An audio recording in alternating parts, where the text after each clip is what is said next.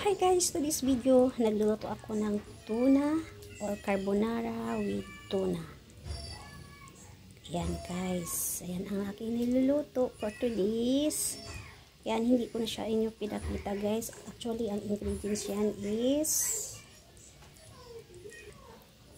ito yung aking nilalagay guys, tuna. Ayan, nilalagay tayo ng miso cream.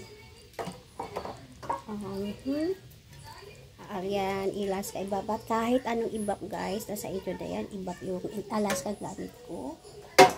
Tsaka, cherry, mushrooms, ayan. So, bali ang hinalo ko lang yan guys, na Nestle cream is dalawang alas ka ibab at saka tatlong tona na ano lang siya guys, yung ano lang, pinakamaliit na size na century tuna. And then, pasta. Then, cheese. Yan. Tsaka, konting salt. At tsaka, magic sarap. Konting magic sarap. Ayan. Later, guys, ilalagay ko yung noodles dyan. Ihalo ko siya para, ayan, maganda. Para sa, ma-mix talaga. Sinalo ko na yung pasta. Para isang anuhan lang.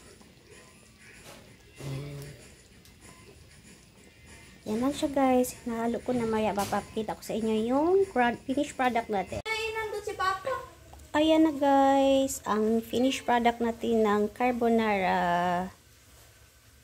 Yan. Tuna pasta.